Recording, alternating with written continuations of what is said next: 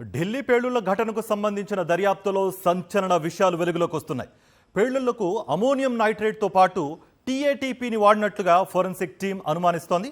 అత్యంత ప్రమాదకరమైన ఈ పేలుడు పదార్థాన్ని డాక్టర్ నబీ ఎక్కడి నుంచి ఎలా సంపాదించాడు అన్నదానిపై దర్యాప్తు బృందాలు కూపీలాగుతున్నాయి. పెను విధ్వంసాన్ని సృష్టించే ఈ పేలుడు పదార్థాన్ని ఇంకెక్కడైనా నిల్వ చేశారా అనే అంశంపైన కూడా ఫోకస్ పెట్టారు. ట్రయాసిటోన్ ట్రైపెరాక్సైడ్ అత్యంత ప్రమాదకర పేలుడు పదార్థం.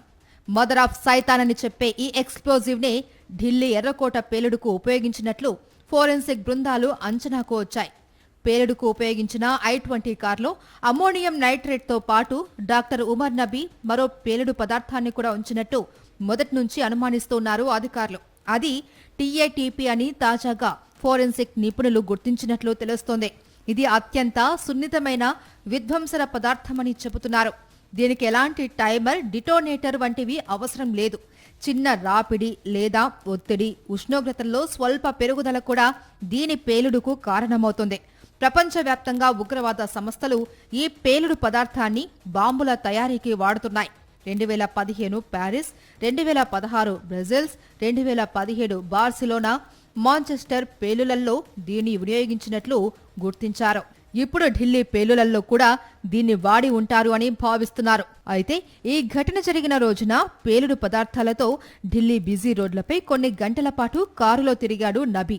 అంతసేపు టీఏటీపీ పేలకుండా ఎలా ఉందనే అనుమానం కూడా ఫోరెన్సిక్ టీంకు ఉంది. అందుకే మరికొన్ని పరీక్షల తర్వాతే దీన్ని నిర్ధారించనున్నారు. ఎంతో కొంత ట్రైనింగ్ ఉంటే తప్ప టీఏటీపీతో పేలుడు పదార్థాలు తయారు చేయలేరు. సో ఉమర్ నబీ ఇందులో శిక్షణ తీసుకుని ఉంటాడు అని దర్యాప్తు సంస్థలు అనుమానిస్తున్నాయి.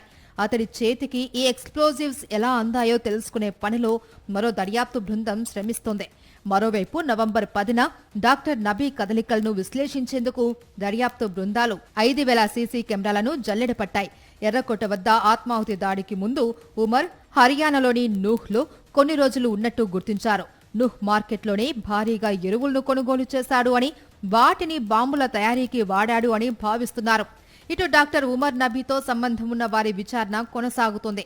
ఈ కేసులో అరెస్టైన వారిలో ఎక్కువ మంది డాక్టర్లు, అది కూడా కశ్మీర్ వారే కావడంతో ఆ కోణంలో విచారణ సాగుతుంది.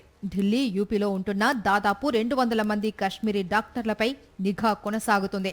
ఈ కేసులో అరెస్టైన ఉమర్ నబీ మిత్రులు షాహిన్ సయీద్, ముజామిల్ షకీల్, ఆదిల్ రతీర్ల నుంచి సేకరించిన సమాచారం ఆధారంగా మరికొన్ని బృందాలు దర్యాప్తు చేస్తున్నాయి. దక్షిణ కశ్మీర్లో పనిచేస్తున్న ఓ హర్యానా మహిళా వైద్యురాల్ని కూడా నిఘా వర్గాలు అదుపులోకి తీసుకున్నాయి. వైట్ కాలర్ టెర్రర్ మాడ్యూల్తో ఆమెకు సంబంధం ఉన్నట్లు అనుమానాలు ఉన్నాయి. ఉగ్రవాదులకు ఆమె సహకరించినట్లు కొన్ని ఆధారాలు దొరికాయి.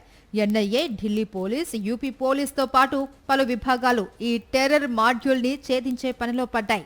ఎర్రకోట దగ్గర పేలుడు జరిగిన ప్రాంతంలో కొన్ని బుల్లెట్లను ఫోరెన్సిక్ బృందాలు స్వాధీనం చేసుకున్నాయి. సైనికులు ఉపయోగించే 9mm కార్ట్రిడ్జ్లకు చెందిన బుల్లెట్స్ అవి. ఘటనా స్థలంలో గన్ మాత్రం దొరకలేదు. బుల్లెట్లు అక్కడ ఎందుకున్నాయి అన్నది సస్పెన్స్ గా మారింది.